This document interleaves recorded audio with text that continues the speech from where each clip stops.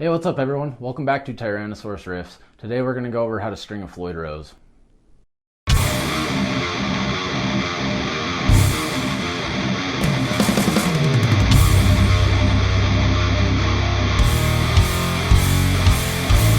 So over the past couple weeks I've gotten about a dozen requests on how to change the strings on a Floyd Rose. I can tell just from the messages I've been reading and trying to answer people's questions in text that they're very frustrated. A couple of people have mentioned selling their guitars. I actually know someone that sold a guitar because they didn't want to deal with the string changes. My first experience with the Floyd Rose, I just went for it, didn't realize that I had to follow some steps without avoiding frustration. You don't have to get frustrated. If you follow the steps and just kind of have an idea of what you're doing, it's really not that bad. So let's kind of go over what you need to get started and just go from there. First thing, you're going to want your whammy bar. Make sure you've got that attached to your guitar. That will be helpful. Next, you can use Post-it notes, or I've seen people use cloths or small wooden blocks. I've got a Papermate Pink Pearl eraser, as you can see right here.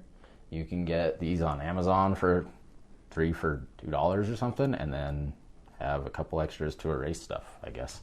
So what I'm going to do is I'm going to take this eraser, take the Floyd Rose, I'm going to press down on it. I'm going to slide that in, so that way when I release my Floyd, it's going to softly sit down on that eraser. I like the eraser because it keeps me level and I don't have to worry about it scratching up the finish of my guitar or anything like that. So once you're there, we'll move to the next step. You're going to want some string cutters so you can take the ball ends off. I've seen people leave them on and go the back way. You can do it however you like. This is just how I do it. I'm not saying I'm 100% right, but this is how I've been doing it for a few years and it's worked out for me just fine. You'll want a screwdriver. For me, anytime I've got the strings off, I'm going to do a Dunlop fingerboard deep conditioning. You don't have to do that, but I like to do that. Today, we will use a set of Ernie Ball Beefy Slinkies, as I like to keep this guitar in drop C. And then I've got a Cruise Tools string winder. Guitar pick is necessary. And then you've got your Allen key, you'll need that as well. But today I'm actually going to be trying out a hex hider, which is cool because it can go on the back of the guitar, and I'll show you why I like that when we're done. And then a cleaning cloth if you want to use that for your conditioner, so we can go from there. So let's just roll with this. So this is, again, my process. I'm just going to take the tops off, my locking nuts. Don't lose those, that's important. Don't do what I just did. So you can loosen those and then hand undo them yourself. That way you're not flinging little parts around that are very necessary. Okay, so those are off. What I'm going to do now is I'm going to release the tension on my strings. As I do this, my Floyd is going to rest even more against that eraser and just kind of keep my bridge right where I want it. You don't need to take these all the way off, but you do want them loose. You don't want to be cutting the strings and having them snap all over the place. So once you've done that, I just go to the 3rd fret area. It doesn't matter where you do it. It's just, again, how I do it. Cut those. And I'm going to slowly take these out so I'm not tearing up the finish up here. Make a pile. So this way when you're throwing away your garbage and doing your cleanup, you can make sure you didn't lose any of these, because I will tell you that Legos don't hurt as bad. When stepped on, of course.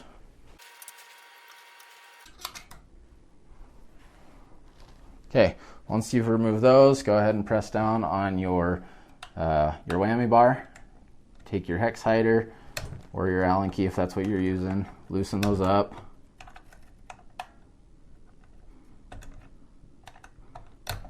again, I'm not winding them all the way out. I'm just getting them loose so I can do it with my fingers because I find that to be easier. So once you do that, kind of bring them out. What this is going to do is this is going to release the tension off your saddle blocks.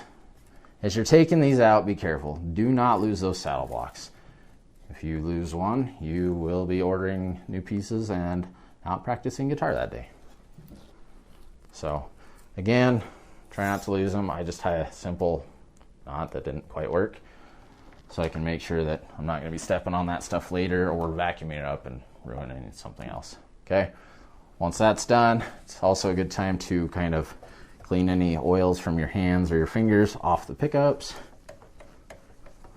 And if you want to polish your guitar's body, go ahead and do that right now as well. So once I've done that, I will take my Dunlop fingerboard deep conditioner and kind of go over my fretboard real quick. You don't have to do this. This is just what I do. There's also other brands of fretboard conditioners. This is just the one I tried first and it's worked fine, so I've just kind of stuck with that. And as you can see, well, I'll show you.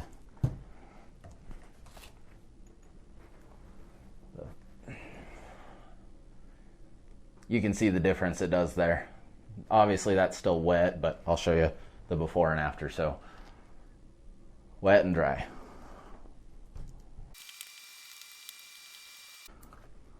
Once you've done that, I know some people will leave it for 15 minutes or whatever to kind of let it soak in. Since I'm just kind of doing this quickly today, what we're going to do is we're going to wipe off the excess so you can see that again. That has not been wiped off yet, but obviously brings some coloration and some moisturization back into your guitar's fretboard. So all I'm doing now is I'm not rubbing it off or rubbing it in. I'm just wiping off the excess. Okay. Now that I'm done with that, we can move on to putting the strings on.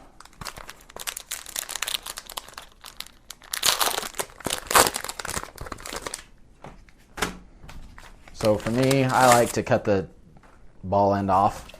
I know other people like to leave it. Do you. Live your best life.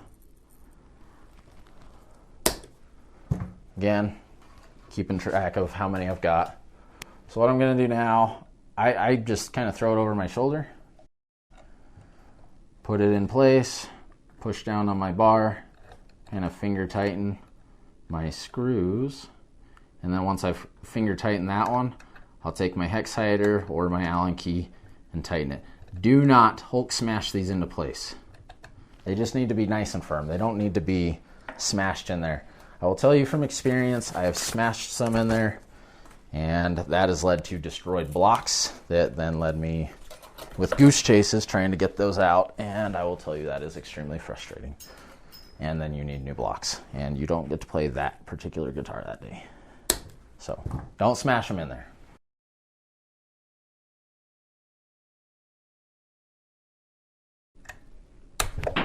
Whoa. I've never had that happen. One sec here. Oh, whatever. I guess we're gonna just use the regular Allen key for now.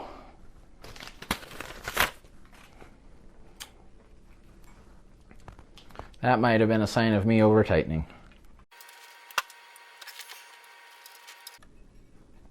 All right, now that one kind of went in at an angle, so the screw didn't want to go in. So if you get tensions, don't fight it. Figure out what's going on. All right, now that we've got that done, we'll flip those back over there. I always start with the low strings. So take my low C, get my position, and run that up. I like to leave a little bit of slack. I just bend it. Kind of holds it in place for now.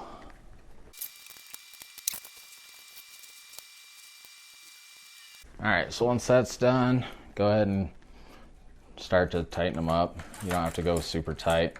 We'll get to that in a minute.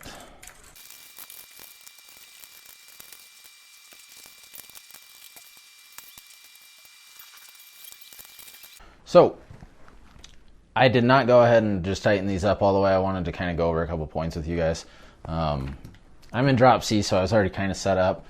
If you're switching from D to C or standard tuning down, you're going to want to take the back plate off because you can also tune from the back and you need to kind of reset some tensions. And I'll go through that as well. With your back plate off, you're going to look like that. Your springs are there. You can even see my pink eraser in there. So that's what it looks like. Now, with the back side, you can tune with these two screws. What you can do is you can tighten them into the body or loosen them out. Obviously, tightening them is going to bring the Floyd Rose down. And if you loosen them, you're going to be able to, it's going to give the strings the tension to pull it up more. Again, this is to get it level. It's to change your tunings or whatever if you need to. Don't be making drastic changes. If you can see here, oh, that's pretty level. You want to keep it as level as you can. If it's a little bit off, it's not going to be a big deal. But if you got like one mostly in the body and one out, and you've got a big angle, you've probably gone wrong somewhere. And I wouldn't recommend leaving it like that. So I'd kind of reset it. I also try not to make too many adjustments back there because I don't want to eventually strip those out. Don't be scared to make adjustments, just small adjustments. You don't need to be making large adjustments. You'll be able to see here in a minute that as I turn that, one of those screws, you'll be able to see the tuning change. All right, now that I've got a tuner set up, we'll start with the tuning keys. So we're gonna go up here, we'll go to the fine tuners, and then I'll show you the adjustments on the back as well. So we're gonna get this tuned to C. So C, again, you're gonna have to do this a few times. So just because it goes to C the first time doesn't mean it's staying there, because you're changing your tension on all your strings. So G. All right, so now we're gonna go back down to C. It's gonna probably be A or B. So we've got close to the B side. So we're gonna go through them again. All right, I'm pretty much where I wanna be. That's also brought my bridge back to where I wanna be, so I can actually go ahead and take the eraser out now. All right, so about that step I skipped. One thing I always do, well, maybe not always, but I try to remember to do, so you're not running out of room on your tuning keys. So drop one all the way down, one all the way up, and then kind of put the rest in the center of those two. And then you can bring those two right back to where those center ones are. And that way you've got room for adjustments both ways. So now that I'm close, really close, I'm gonna go ahead and slide those all back on my nuts. Okay, finger tight, not smashed in yet. So you can tune from here, you can tune from here, and you can tune from the back. So I'll show you the back real quick. So as you can see, if I go ahead and strum my C, it's a little on the high side. So if I bring that out just a hair, that tunes that right down. Now, if I do the high D, I'm a little high, so I can turn that just a hair out as well to kind of relieve some tension and let the strings have it rather than pulling it into the body, all right? I'm not gonna do any crazy adjustments here, but that's pretty level and it's about where I want it to be anyway, so I'm not gonna adjust. But into the body, tightens it, brings the tension, brings your guitar closer to the body. Bringing it out will relieve, so you're popping up, okay?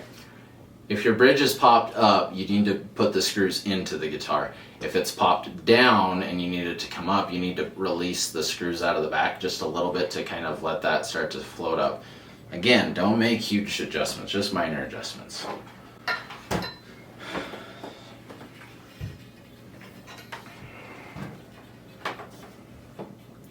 Once we're done there, I'll go ahead and lock these down.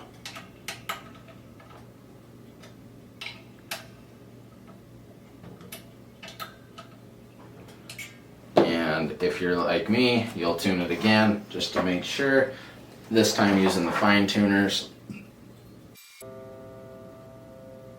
Seeing the way I set this up, now I'm just making very, very minor adjustments. You don't need to make huge adjustments if you set this up right. And if you set it up right, throw it back up on your wall, you don't even have to touch it for a few months and it'll probably stay in tune. At least that's been my experience with Floyd Rose guitars. So that's in tune. I feel good about the tuning keys, feel good up there.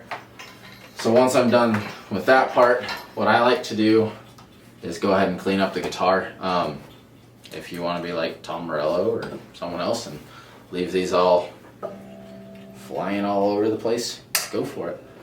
Live your best life. Me, however, I like the cleaner look, so I'm just going to cut the ends off. I never, ever cut the ends off until I'm done tuning, because I've noticed that a few times I've cut them off too early and then my tuning went a little weird here and there even though they're locked. I've had them adjust a little bit, so I'll just check it one more time. And I'm doing extra steps as I'm trying to explain this and show you, so I can do this a lot faster if I'm not talking through it. So again, small adjustments. And there you have it. So that way you don't have to sell your guitar, you don't have to smash it, you don't have to get all angry. It's not that big of a deal. First time or two might take you a minute, but that's okay. That's how we learn. And this way you can enjoy Floyd Rose all the time. You don't have to just play fixed bridge guitars. You can have the options if you want. So I hope you enjoyed this video. I hope it was helpful. If you think I did anything wrong, feel free to tell me. That's cool. I'm here to learn. So last thing I didn't notice, my bridge is perfectly level. It's right where I want it. So that's the one thing you want to check on both sides, is that your bridge is staying level. You don't want to be popping up and down. So again, I hope you enjoyed this. I hope you learned something. Thanks for watching. Share it with a friend that needs help. See you next time.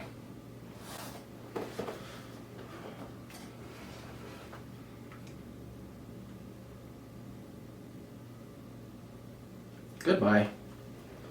All right, cleanup time.